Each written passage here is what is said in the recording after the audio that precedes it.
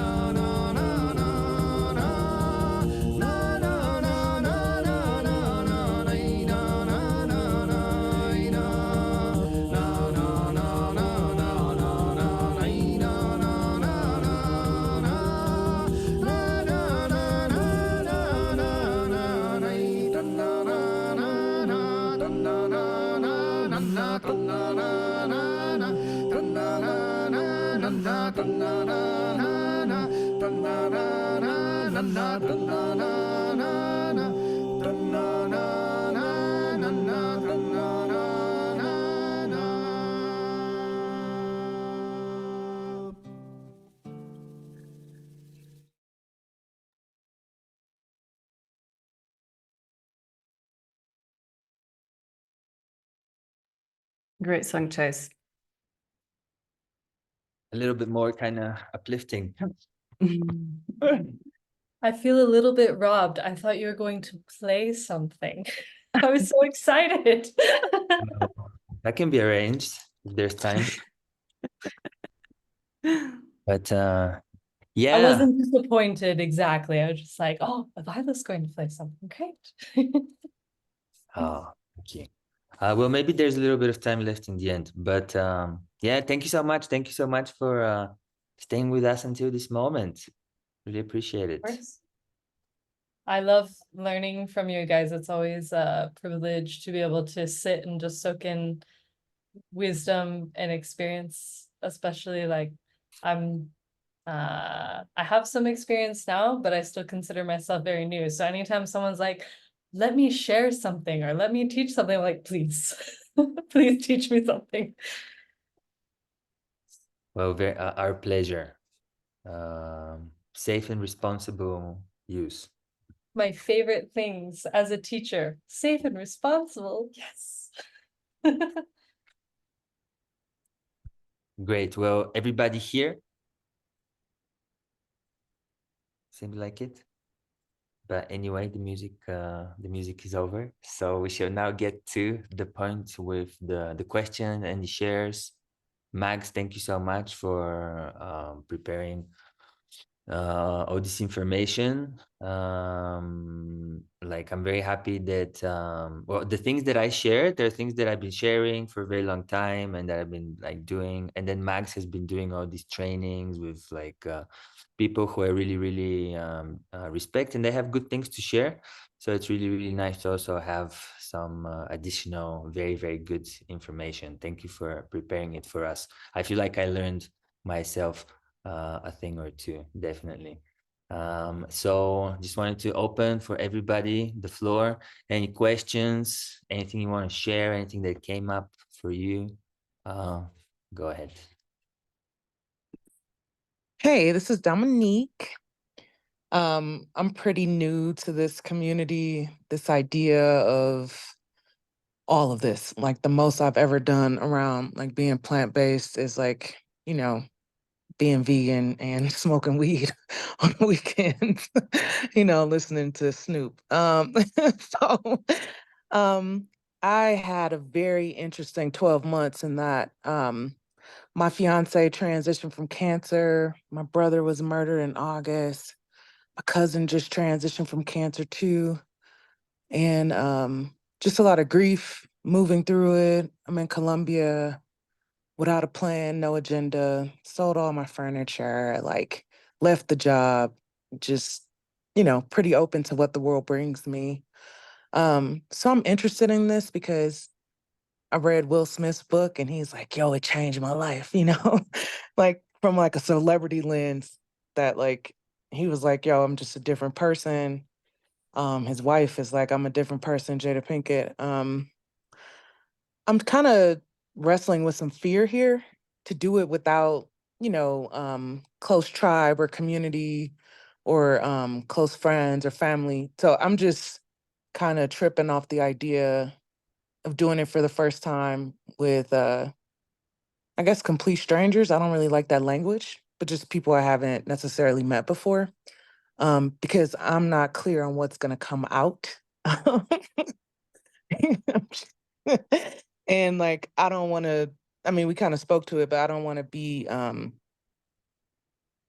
I don't want to get in a taxi and then like go home or like, like I kind of want some support. So I was just wondering if there's like any recommendations for specific ceremonies or like folks y'all trust, you know. Yeah. So that's the real question. Like I'm just wrestling with some fear.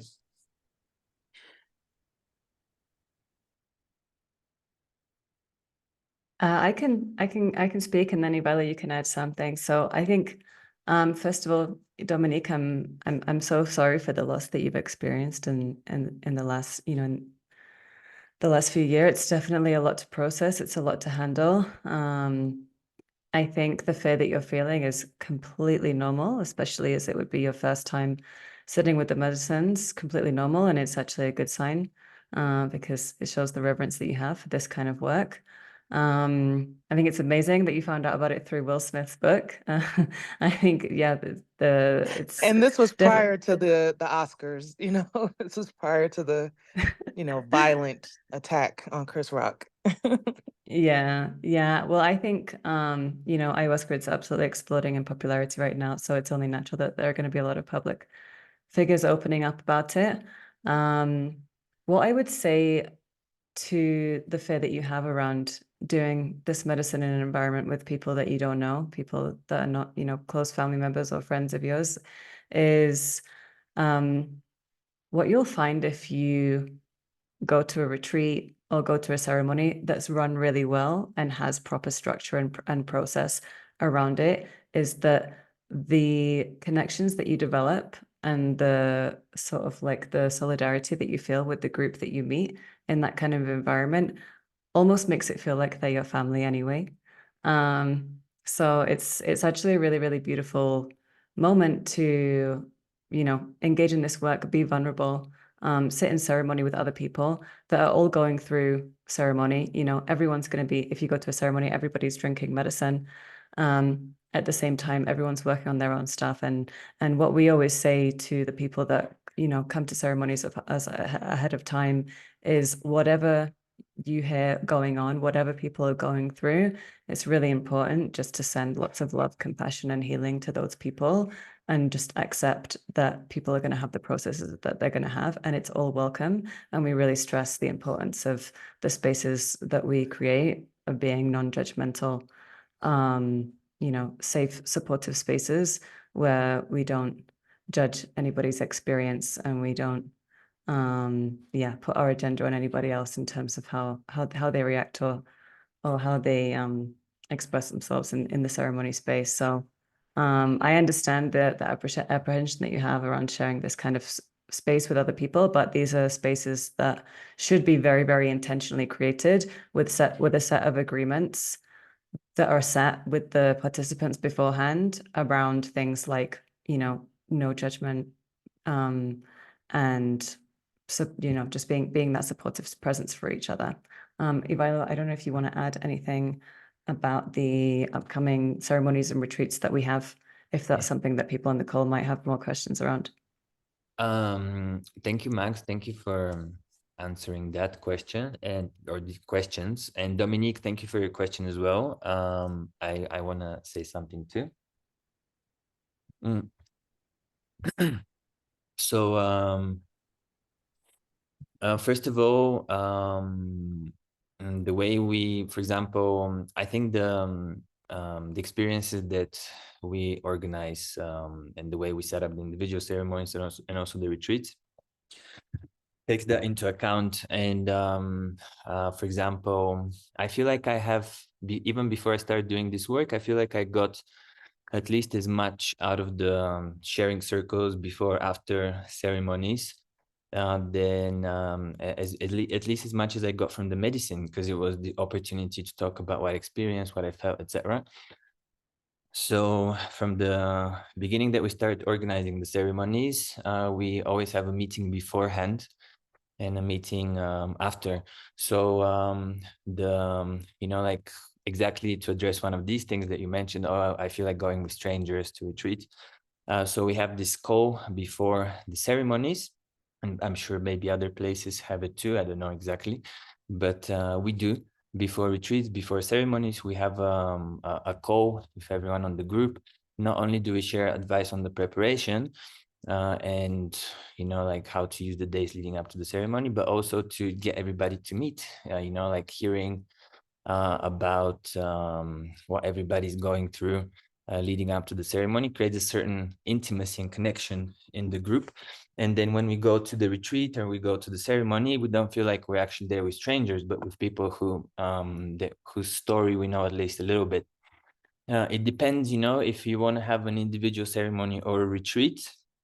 We actually have as Mags mentioned, we have a 2-ceremony 4-day retreat coming up end of April. And then in May, we have an individual ceremony, etc., where we do these preparations before and after. And that's in terms of going to the ceremony with strangers. And then, you know, like, I'm sorry also to hear about all the difficult moments that you have been going through. I'm sure there's a lot that you feel. And also, you know, like this is why people come to drink ayahuasca, you know, like to deal with things like that. So to deal with heavy things, big challenging moments, you know, like there's some people who come whose life is going amazing and they want to just live even better. And there are people who come who something's really wrong, you know, like, or something's really heavy or something's really difficult, or they're really lost. They don't know where to go. So oftentimes they're intense process in the ceremony. I've personally been like headbutted and like punched in a ceremony trying to look after somebody. You know, like anything can happen. So this is just part of the experience. It's a very sacred moment. Whatever needs to come out will come out. And at the end of the day, you know, like if whatever healing needs to happen will happen, and it'll be good, and it'll be very happy to support you through it. So understand your fears, they're very normal, and just wanted to share these things. And Sophie also mentioned she would be happy to share about her experience. She was recently to a couple of ceremonies. So Sophie, would you be so kind to share with us? Mhm. Yeah, hi everyone. Hi Dominique. Your question just actually connected to how I read at Colibri Garden, and so that's why I sent a little message. It was appropriate for me to share. And so I had done a few ayahuasca ceremonies already in Canada, and it was through somebody I knew, and a reference was a friend couple. So I really trusted. And I was in Colombia recently in February, and I was traveling by myself, solo woman. Never been in Colombia, and my intention, I was looking for more insights into the next few steps for my professional journey. And so I actually I asked the universe to send me some experiences or people or actually plant medicine or any spiritual experiences my way, if to help me actually to get clarity. And so for plant medicine ceremony, for me was always very important to be through referrals, people I know, because I know how strong it is, because I've gone a few times through this. And so I wasn't going to actually go through this. And so it's interesting because the way Max and Ivilo, you presented how to find a safe business or safe facilitators is exactly what I've gone through intuitively. I just happened to see a Facebook post onto the Medellin conscious community about Colibri Garden. I contacted through the number. Ivalo responded really quickly. I had an intro call right away. You responded, Ivalo, to all my questions, got more info. And then I think it was that night or the night after, we were going through the opening call with everybody from the ceremony. And so we shared. And so I really felt quickly there was a whole support, and there was a structure. There was a document about how to get ready with the dietary restrictions, and also questions to get the intention ready. So the whole process was very, very organized. And so I'm a trained yoga teacher, massage therapist, and a coach. And so I do look for this integrity in the details in the process. And so I also went there to read their website and all the and everyone that the entire team, and just reading through the website, and I just read the integrity and the dedication to the process. So it really got me trusted. It got me into a real trust really quickly. And so yeah, went to the first ceremony, and then it went so well that I just decided to go through a second ceremony, which was a different team, different leader, and everything. So yeah. I feel like I'm supporting Colibri Garden. It's not the intention. I was not on the call for this, but This is not a paid message. No, exactly. It just happened that this was my experience, and it went so well. So I just yeah, voilà. Thank you. It was great. I'm actually on the call because I had a friend when I was going through the ceremonies with the people I knew. There was a girl in the group who had a really bad experience, and I was there in a support because I have a bit of experience. But the guys and the facilitators really didn't know what to do, and something really happened. So I just I'm so grateful I can get more information and what happened, and the steps after. Yeah. So thank you, Max. Thank you, Ivalo. Thank you all so much. This Thank you helps so a much, bunch. Sophie. Thank you. Gratitude. Thanks. Absolutely. Any other questions? Anything Any else? other questions? I have a question. Can you hear me okay? We can. Yes? Okay. Thank you, Dominique, for stepping forward with your first question. And you touched on a lot of things that resonated with me. I'll let the others handle your beginning questions. But the one question I felt that was a bit unanswered, and the same one I shared with you, was that after the ceremony, they talked about having some chance to integrate. But I believe you were speaking about after the ceremony is over, you mentioned you're here alone and not really having a lot of support from family or friends through this journey. And then you're sort of put in a car and you go home. So I just wanted to ask about that experience, because that was something that came up for me in my last journey, was that I had this feeling of just like, okay, it's over. We're running out of time. The retreat's closing, whatever, however you want to talk about it. And the driver's here, you need to go home.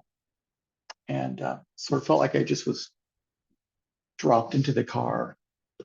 And also with a guy who didn't know any English. And he had a look on his face of being really concerned. And if something would have happened to me, or I would have felt, because I was feeling unstable to begin with, if something would have happened to me, I was going to go. I'm going to be arriving at home, and I don't know anybody, and I couldn't even speak to the driver. So it made it a disabling experience. Yeah, I guess I can't find the right words. Less stable. If you're thinking about coming out of an experience, you're a little discombobulated, a little anxious, not even maybe grounded yet. And then you're poured into this car, and then you're sort of shipped off. It didn't feel very good. So I wonder what you could do in terms of like having a bookend to the experience, because I think it's good. I've worked with Ivalo before, and I really do like, as Sophie said, that there's this organization that gives me that confidence. It gives me that feeling that I'm being held. Yeah. The instructions before, the meeting with the folks before, so I didn't feel like I didn't know anybody. And then as you go through the experience afterwards, they have sort of the integration circle, I believe. That's how it worked last time for me. And it gave me that continuity and safer space.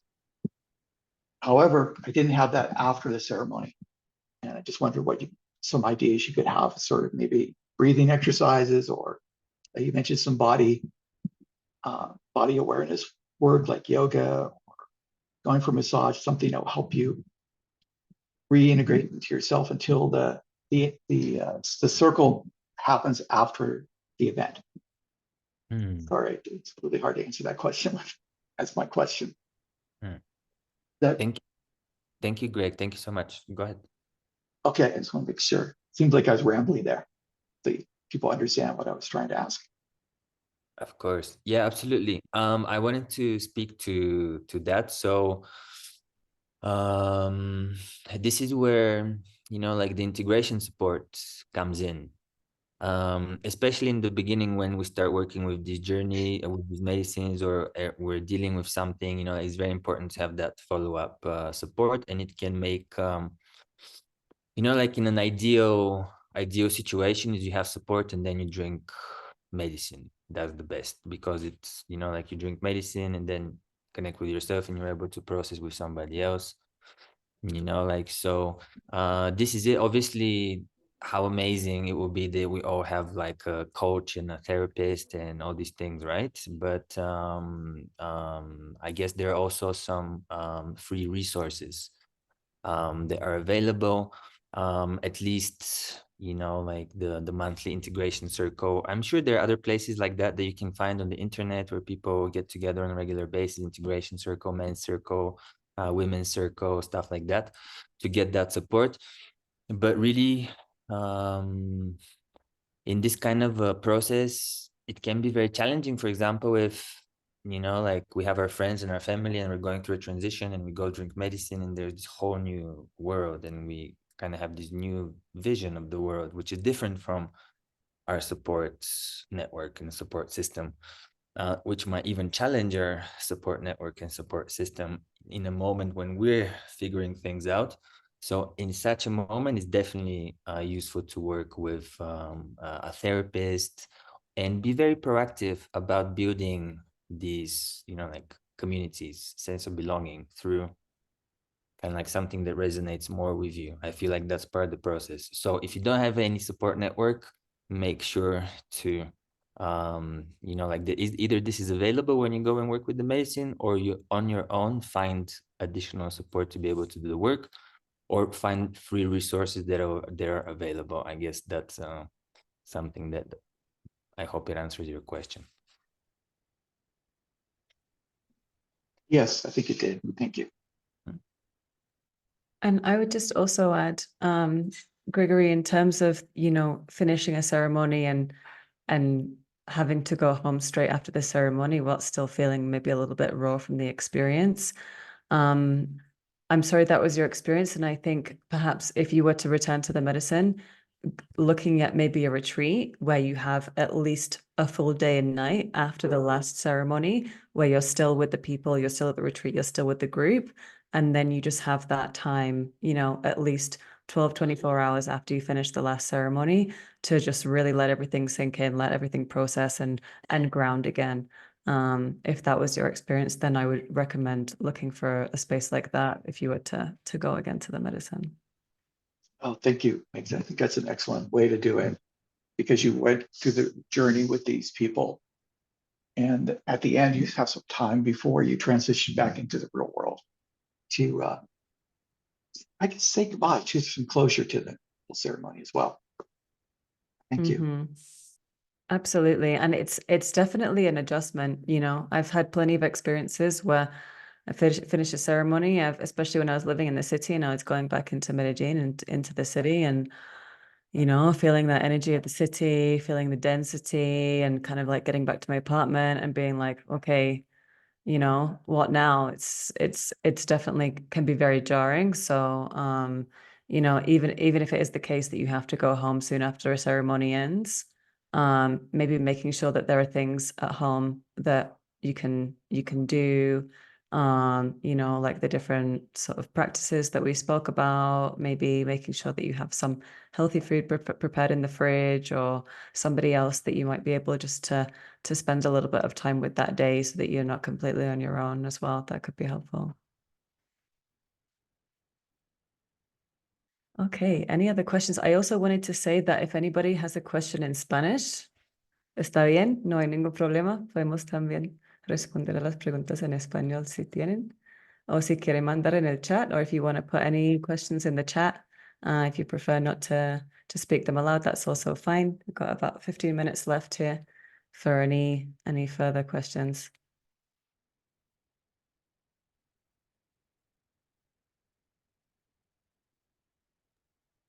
Or if you don't have any questions, you can just tell us what's going really well right now in your life, or what's not going so well in your life.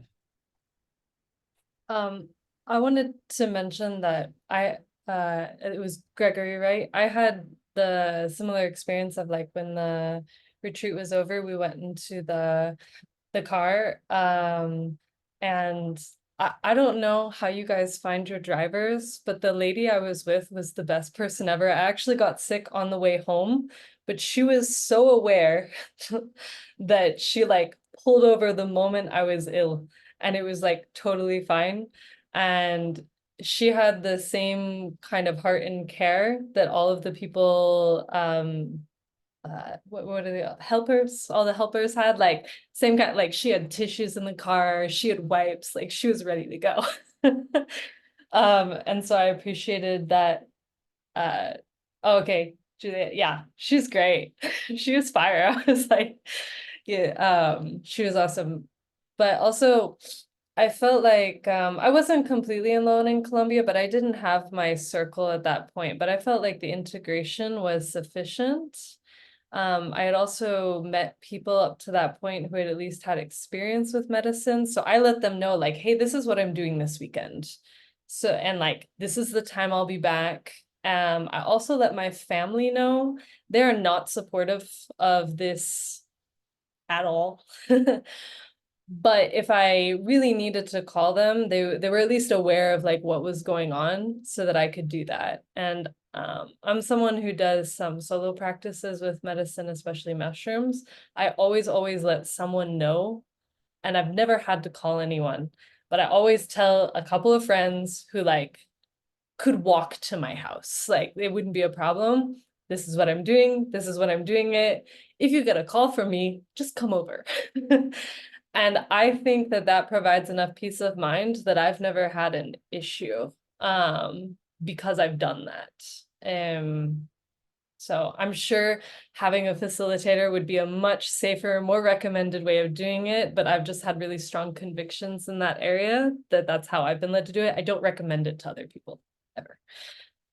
So yeah, but I've always appreciated your guys' systems. I've been in a lot of different spiritual communities in my life, and I feel like the care, considerations, I mean, I think Vilo and Mags have probably asked me more questions than most of my doctors. Like, they're not as thorough and they should be.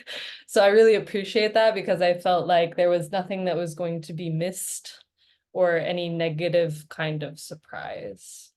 So I appreciate that a lot. Also not paid. Thank you, Ari. We appreciate you. Thank you so much for those words. Yes, Ari, I just wanted to land on that because my first ceremony, I actually was piled into a car, but this time it wasn't just a single ceremony. The other group, the people from the group piled in the car all together. There was maybe 5 of us in the car, and we actually did integration on the way home. So I realized why that was a little bit different than when I did a single ceremony, and it was just myself going home. So you helped me see that. Thank you. And you're right, the drivers I've gone with before, really great.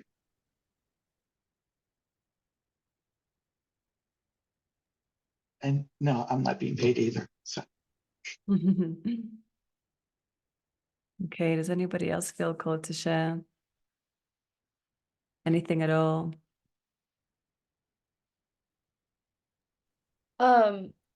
I think I might have the answer to this one, but I thought I'd throw it out because there's more knowledge in this group than just myself. I've never actually had a bad trip on any of the more, I would say, powerful medicines. However, with marijuana, I've had multiple bad experiences to the point where I don't touch it anymore, and I'm not intending to change that.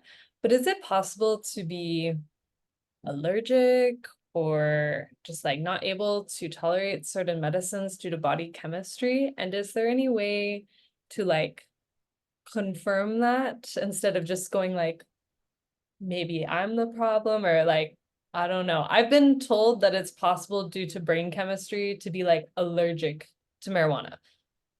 But I heard that from a guy on a bus, so I don't know. I mean, to be honest, I don't know if I've ever heard that about cannabis. I think you can definitely have different levels of sensitivity to different medicines. You know, it's the classic thing of like some people will drink 3 cups of ayahuasca and they don't feel anything. And then another person will drink 1 cup and they'll be, you know, transported to different dimensions and realms. So, in terms of allergies, I've never heard, or I mean, I can't say for sure, but I've never heard of people having allergies to medicines that wouldn't be, you know, reactions as a result of medical contraindications. I don't know if you have any thoughts, Ibailo, on that, especially with cannabis, because I don't have that much experience with cannabis, to be honest. But I also don't, but it's because I don't react well to it either. So I think for certain people really click and other people really don't. And I'm also one of the people that really doesn't. Thank you, Max. Ari, what is your experience when you smoke or take in drops, or like what do you feel? So I've only tried it twice and I decided that was enough. The first time it was edible, which #1 mistake, doing edibles the first time. I think it What, was probably much the first time? Was it too much the first time? Very intense? probably.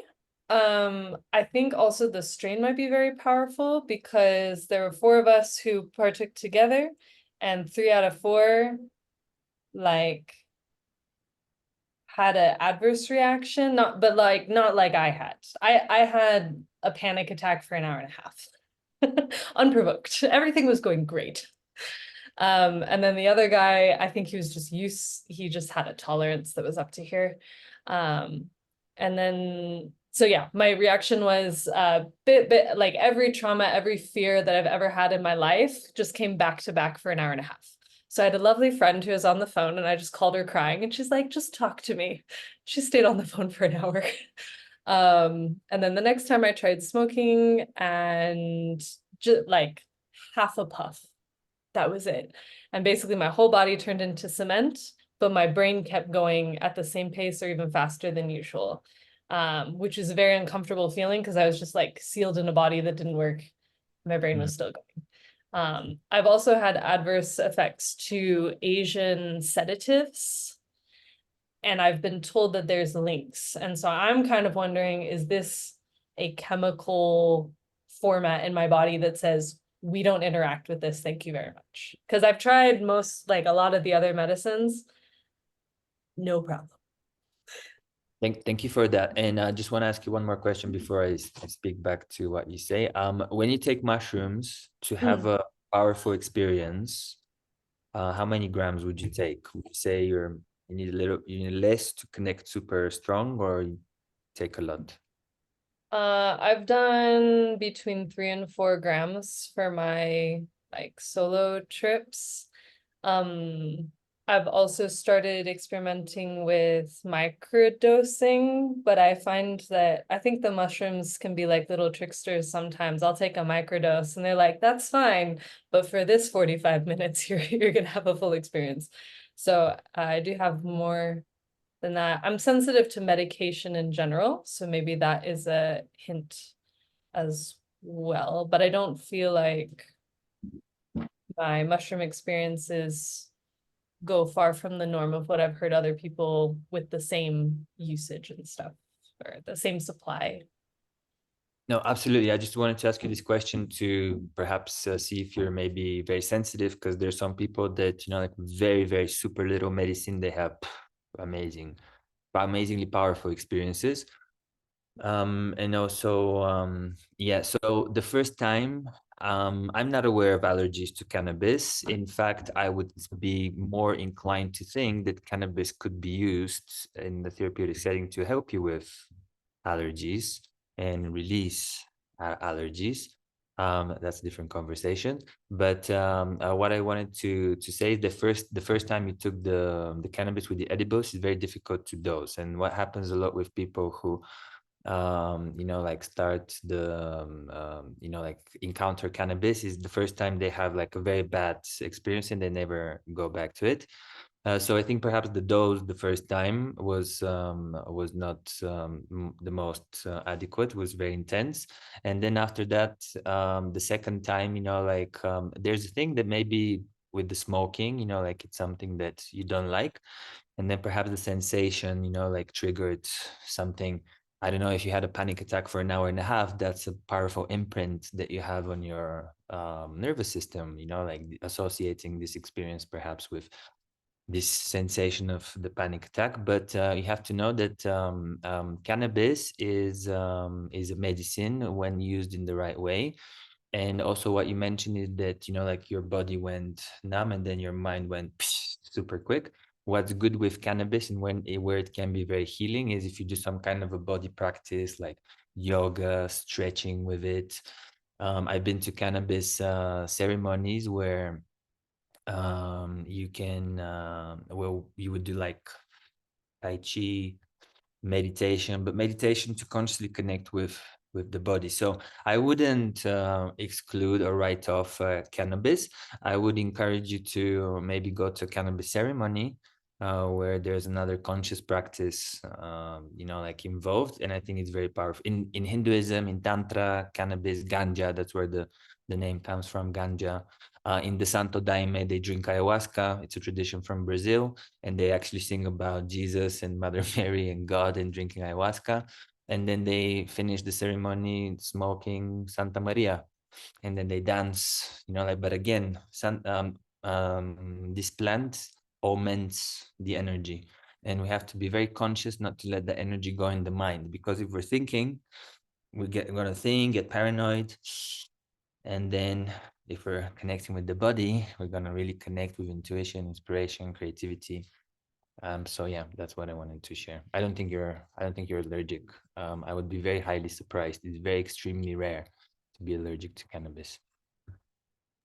Yeah, I appreciate that, and that gives me some more information to work on. I hadn't considered the almost like a physical meditation to go along with it, but that makes a lot of sense. And with the first one triggering a panic attack, it didn't necessarily surprise me either because I had a history of panic attacks.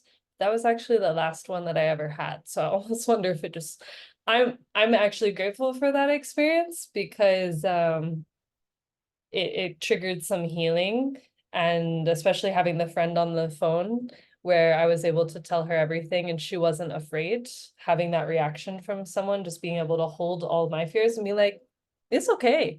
So I'm still grateful, even though it was a difficult experience. But those are some things that I'll look into. Thank you.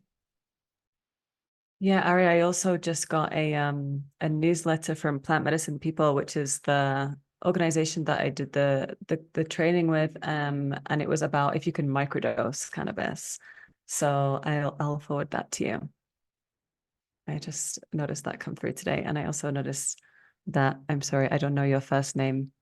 Somebody shared in the chat that it's very, very rare to have an allergy to cannabis, and the reactions, it sounds like it would be like another standard allergic reaction of itching, redness, hives, nasal congestion. So it doesn't sound like it matched with your symptoms.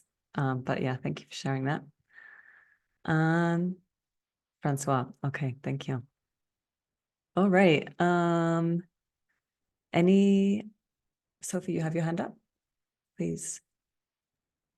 You share there are some contraindications with ayahuasca, maybe especially. Could you share a few of them, please?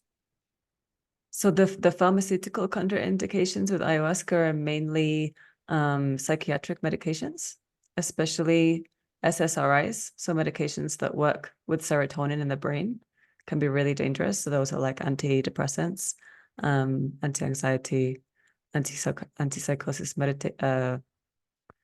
medications.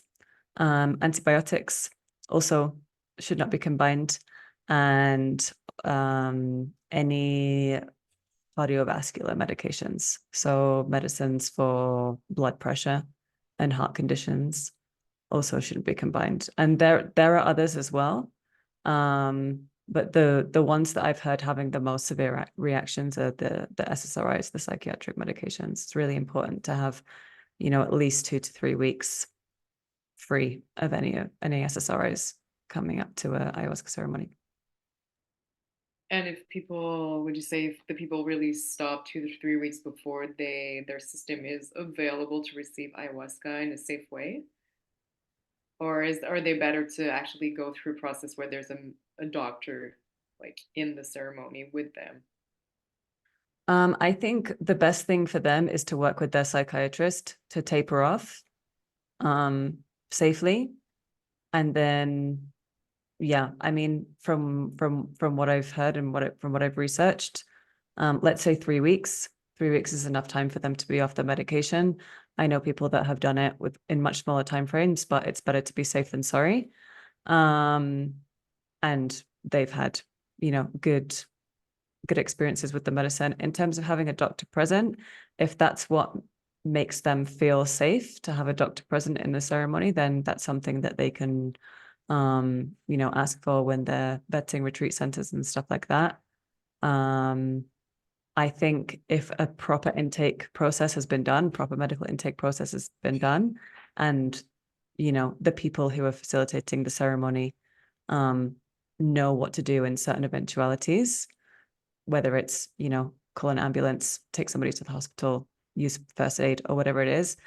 I wouldn't say it's absolutely essential to have a doctor present in every single ceremony, but the people who are running it need to know, like, okay, if this happens, what is our plan? What do we do?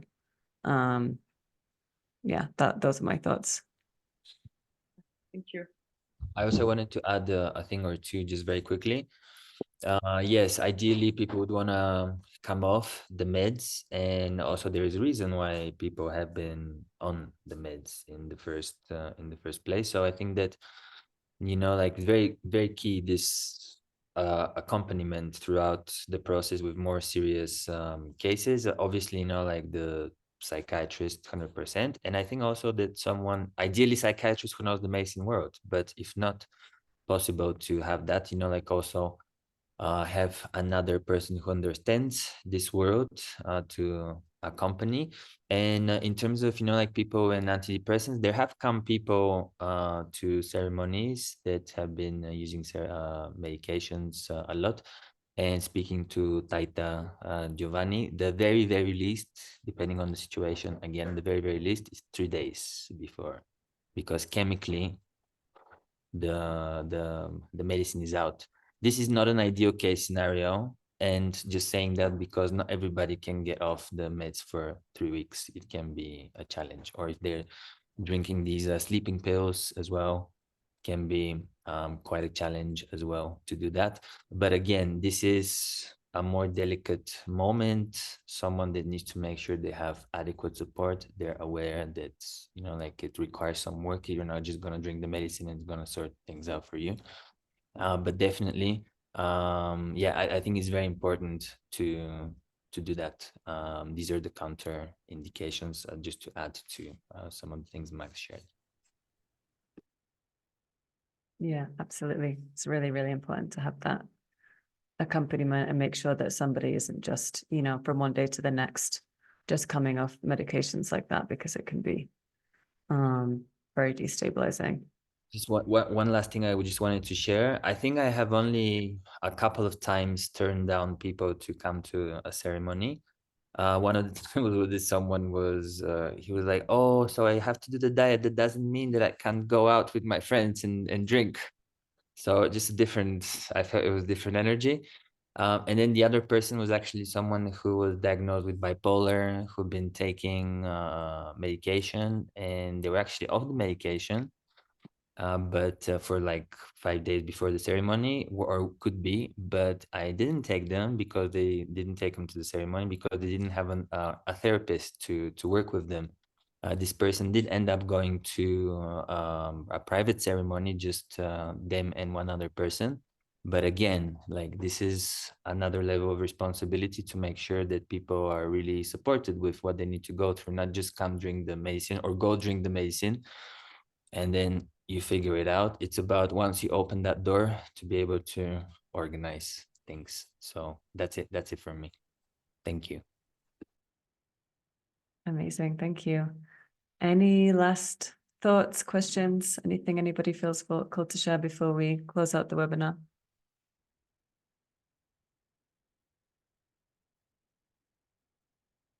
So this has been amazing. I really, really enjoyed doing it in this format and yeah, sharing this information, getting to know a few of you a little bit better.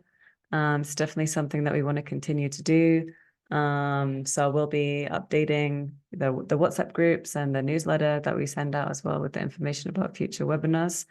If anybody wants to get in contact with us for whatever reason, you know, whether to inquire about a ceremony or retreat or any other questions that you might have, we also run a monthly integration circle, which is donation based as well. You can get in touch through the website, which I'm just posting in the chat here, colibrigarden.com. Yeah, that's it from us. Really, really grateful for everybody's presence. Thank you for your questions. Wishing you all a great evening and rest of the week, and hopefully see you soon in another webinar or circle retreat, wherever it might be. But yeah, do get in touch if you have any further questions or anything else that you want to find out from us. Absolutely. Thank you, Max. And thank you, everybody, for coming tonight. It was a pleasure to connect and share and see you. I hope you're doing really, really amazing. And yeah, well, whatever information you need, anything you need at all around the amazing world, super welcome to come to us. I'm very happy to share. And if anything at all, super welcome to contact. I'm wishing you all a very, very good evening. Pleasure to connect, and I will speak to you very soon. Bye-bye. Okay. Thank you. Bye, everyone. Good night.